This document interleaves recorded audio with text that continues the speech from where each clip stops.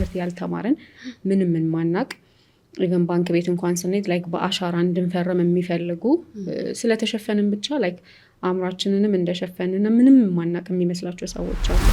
በሽታ ማለት በራሱ ምን ማለት ነው? አንዳንድ ካንሰሮች ምንም ምልክት ሳይኖራቸው ጤነኛ የነበረ ሰው በድንገት ካንሰር አለበት ሊባል ይችላል። ብዙ ጊዜ ሐኪሞች ሳትታመሙ ምርመራዎችን አድርጉ የሚሉ ምክሮችን ይለግሱናልና ምን አይነት ምርመራዎች ናቸው የሚደረጉት? ቤታችን ውስጥ ላይፍ ስታይል ሞዲፊኬሽን በማድረግ ያኗኗር ሁኔታችንን በማስተካከል በጣም መከላከል እንችላለን። ብዙ ጊዜ ምን ይባላል? ሰው ሳይኮ ነው የሚታመመው ይባላል። ሰው እንዴት ነው በሳይኮ የሚታመመው በእናንተ አገላለጽ? ምክንያቱም ሴት ልጅ ፔሪድ ላይ ሆና ግንኙነት ለምሳሌ ብታደርግ there is retrograde menstruation የምንለው አለ። ጫና ስለሚኖር ፔሪድ ወደ ኋላ እንዲሄድ ሊያደርግ ይችላል። እንዴት ነው የሰው ልጅን የመሰለን ህይወት ለማትረፍ ሰበብ መሆን ስሜቱን እንዴት ትገልጪዋለሽ?